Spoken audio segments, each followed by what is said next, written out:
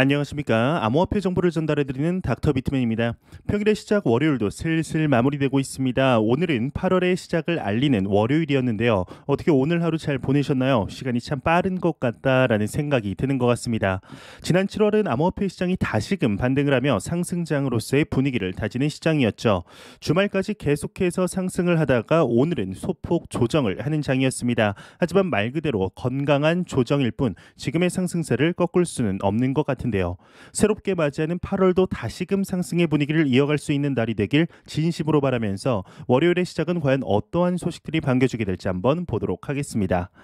최근 암호화폐 시장의 분위기가 그리 나쁘지만은 않은 상황이지만 그럼에도 중국의 암호화폐 시장에 대한 압박은 계속되고 있습니다. 지난 5월 비트코인을 포함한 암호화폐 시장의 반토막 하락을 주도했던 것은 단연코 중국의 채굴 금지 사건이었을 텐데 이후 중국의 비트코인 채굴 업체의 90%가 문을 닫을 뿐 아니라 일주일 전에는 여러분들도 한 번씩 들어보셨을 만한 암호화폐 거래소이죠. 후오비 거래소가 폐쇄 절차를 밟으며 안타까운 행보를 보여주었습니다. 아직 중국은 부족함을 느꼈던 것일까요? 중국의 인민은행과 공안부가 손을 잡고 추가적인 단속을 한다고 하는데 이게 무슨 내용인지 한번 같이 보도록 하겠습니다. 중국의 인민은행과 공안부의 경우는 공동으로 암호화폐 등의 자금 세탁을 집중 단속한다 헤드라인이 장식이 되었습니다.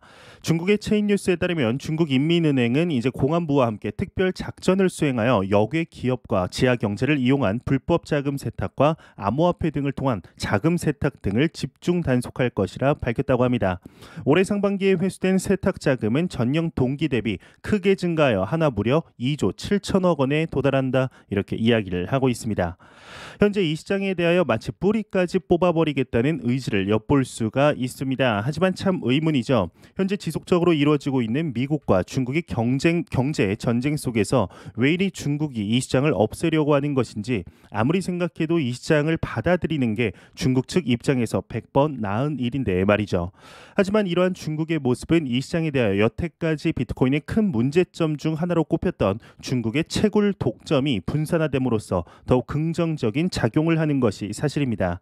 중국이 이 시장에 대하여 압박을 할수록 오히려 글로벌적으로 건강한 생태계가 만들어지는 아이러니한 상황 속 항상 말씀드렸지만 중국은 절대로 바보가 아닙니다.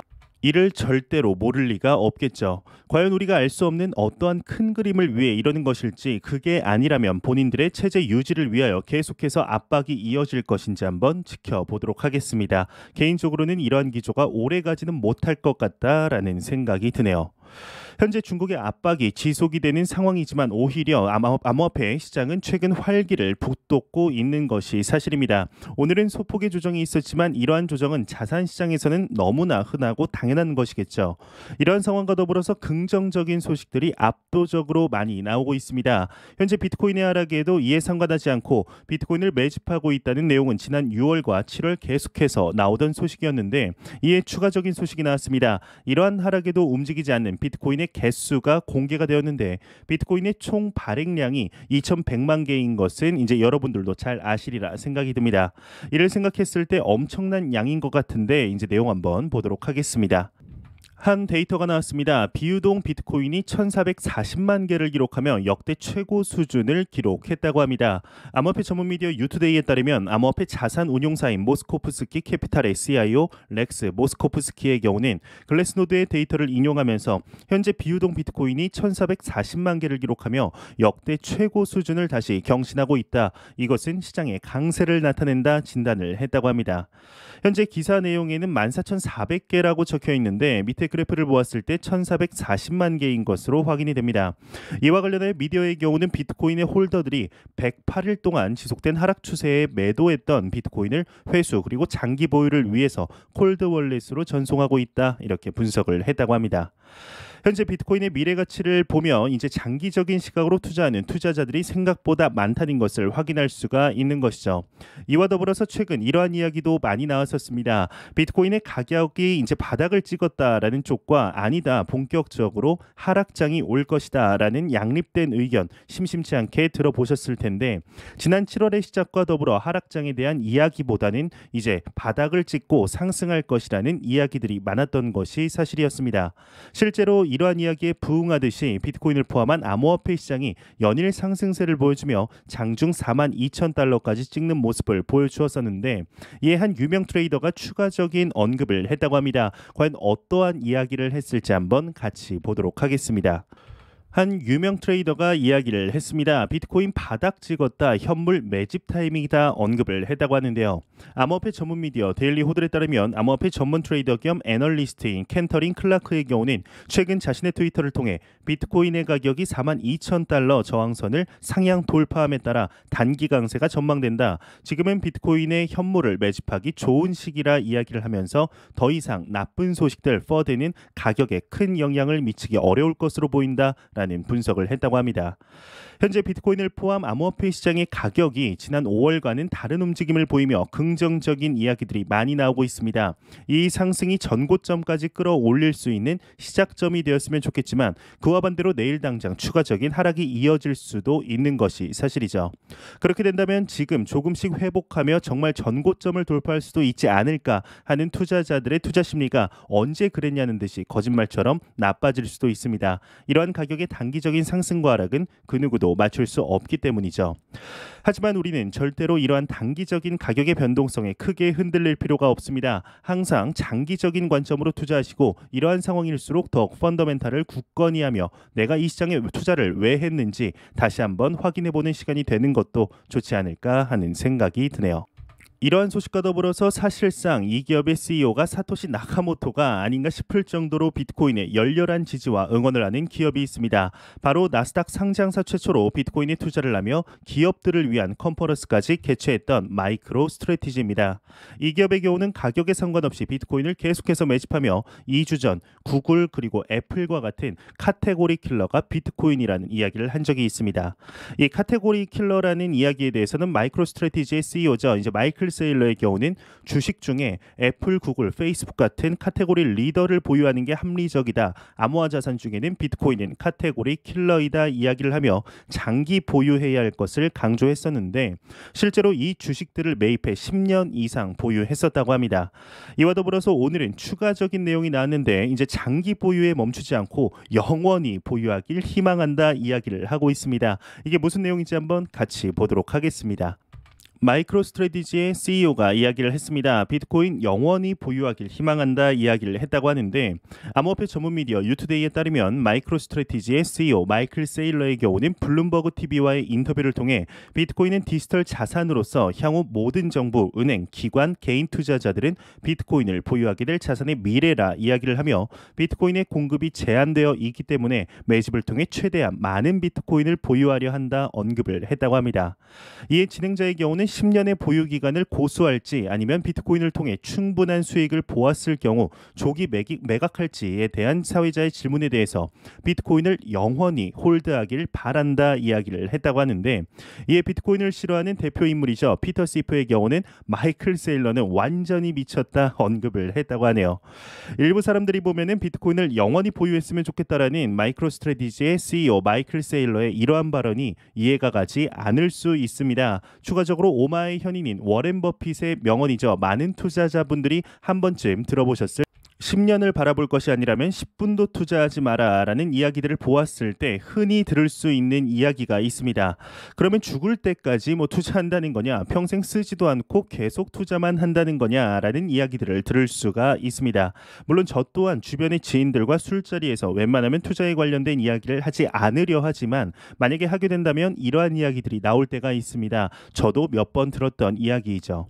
이러한 이야기를 들을 때 참 마음이 아픕니다. 이제 마이클 세일러가 이야기를 한 것과 워렌 버핏의 10년 투자라는 이야기는 실제 단어 뜻 그대로 받아들이기에는 조금 어폐가 있습니다.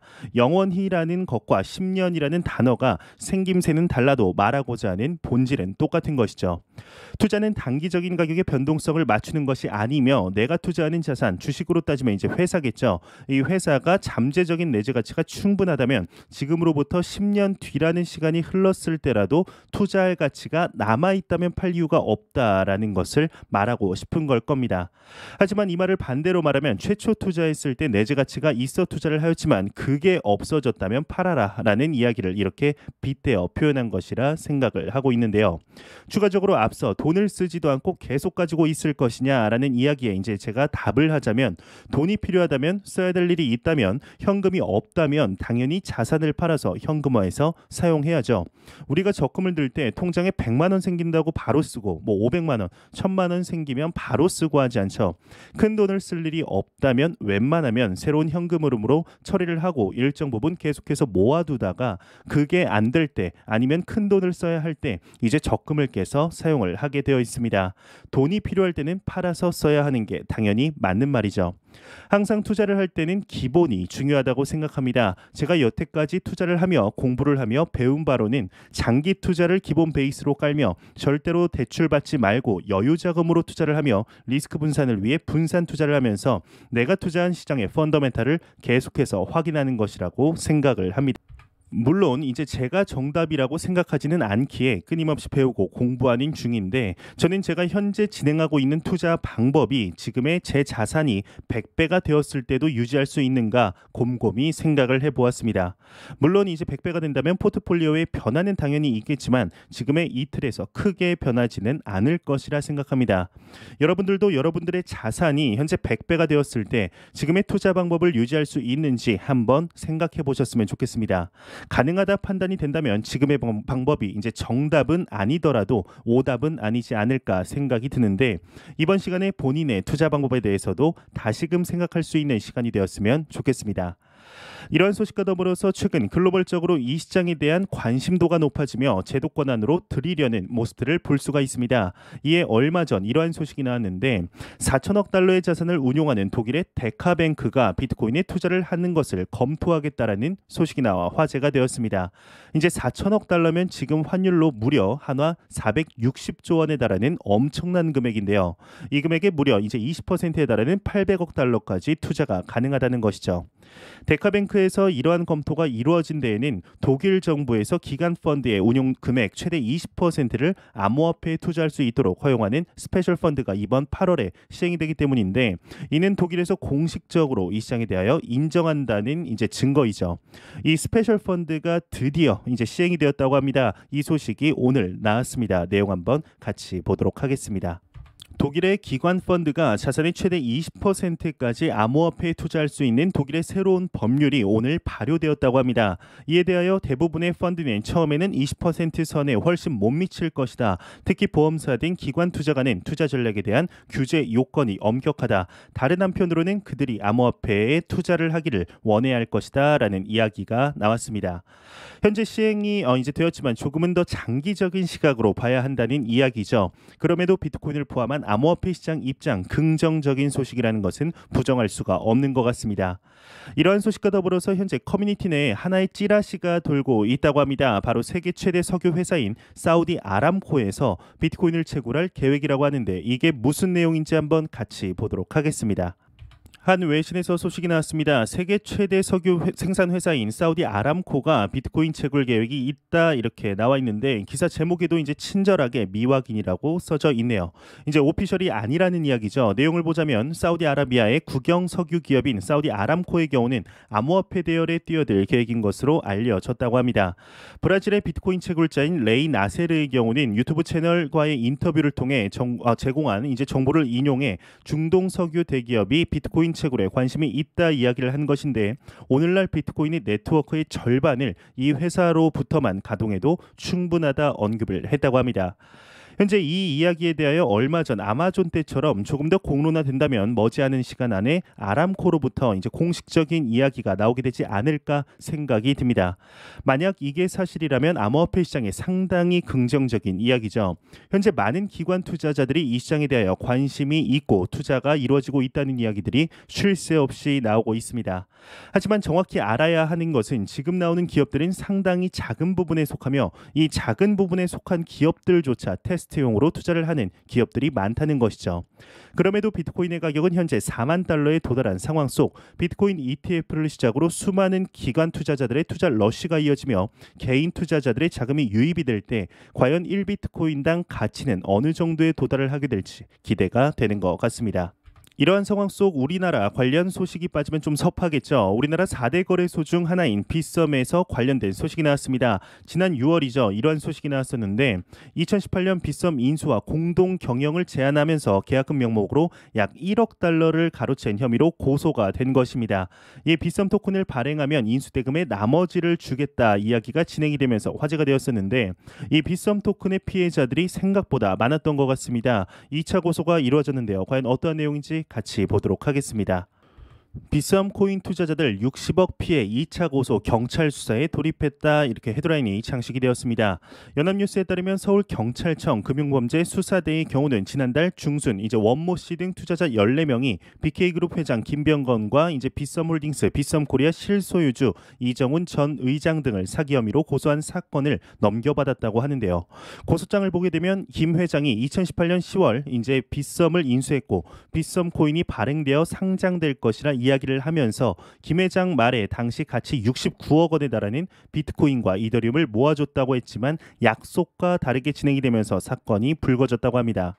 현재 우리나라의 모습들을 보았을 때 이제 막 제도권 안으로 들이려는 모습을 보이는 상황 속에서 이러한 사건들이 계속해서 터지게 될 경우 좋지 않은 영향이 당연히 있겠죠.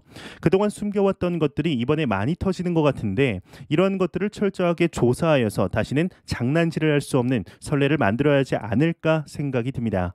이런 것이 이제 만일 주식시장에서 비슷하게라도 이루어질 경우 상상 이상의 처벌을 받는데요. 아직까지 암호화폐 시장의 법적인 프레임워크 부재가 가장 큰 원인이지 않을까 생각이 드네요. 안 보고 가면 섭섭하겠죠. 마지막 크립토 공포 탐욕 지수입니다. 소폭 가격 하락의 영향일까요? 전날 대비 12포인트 하락한 48포인트를 기록하였습니다. 이 탐욕 단계에서 중립 단계로 내려갔는데 현재 연일 이어지는 암호화폐 시장의 상승 속 지난 5월 하락의 여파가 혹시나 조금의 조정에도 다시금 하락세가 이어지면 어떻게 하나 걱정하시는 분들이 계실 수 있습니다. 내일 당장 다시 하락을 해도 우리는 크게 상관이 없습니다. 이 시장에 3개월 투자할 게 아니기 때문이죠. 이 시장의 가치를 믿으시고 확신을 가지셔서 남들에게 내가 왜 이 시장에 투자를 하고 있는지 명확하게 설명이 가능한 정도의 투자 철학이 생기게 된다면 단기적인 변동성이 무섭지 않을 때가 오리라 생각합니다. 저 또한 계속해서 공부하며 투자 철학을 확고하게 다지는 것을 계속해서 이어가고 있는데요. 이 시장은 단기적인 시각으로 투자하면 필패할 수밖에 없는 시장이며 장기적으로 여러분들이 보지 못했던 자산의 규모를 여러분들에게 선물하는 기회의 장이라고 생각합니다. 항상 이 시장을 길게 보고 투자하시길 진심으로 바래 보겠습니다. 마지막으로 코인 마켓캡에서 가격 보고 마무리하도록 하겠습니다. 메이저 탑10 코인들 전반적으로 살펴보겠습니다. 시가총액 1위의 비트코인의 경우는 이제 전날 대비 3.7% 하락하고 일주일 전 대비해서는 4% 상승한 4,610만 원대. 2위의 이더리움은 300만 원을 넘었죠. 전날 대비 0.83% 그리고 일주일 전 대비 11.78% 상승한 300만 8천 원대를 보여주고 있습니다. 테더의 경우는 환율이죠. 이제 1,150원대로 전날과 크게 다르지 않는 모습을 보여주며 우리 게르게 코인, 애증의 코인 시가총액 6위 잘 지켜주고 있습니다. 리플 XRP의 경우는 전날 대비 1.18% 하락, 일주일 전 대비 15% 상승한 872원대를 보여주고 있습니다. 비트코인의 더미넌스는 46.4%, 이더리움의 더미넌스는 18.8%로 암호화폐 시장이 매우 강력한 비트코인과 이더리움의 시가총액 점유율을 볼 수가 있겠습니다. 제가 준비해온 소식은 여기까지입니다. 영상이 도움이 되셨다면 구독과 좋아요 그리고 광고 한 편만 처음부터 끝까지 시청해 주시기 바랍니다. 이 채널은 오직 광고 수익으로 운영이 되게 됩니다. 항상 영상 시청해 주시는 시청자분들, 구독자분들 너무나 감사합니다. 저는 더욱더 도움이 되는 영상으로 내일 아침에 찾아뵙도록 하겠습니다. 지금까지 닥터 비트맨이었습니다. 감사합니다.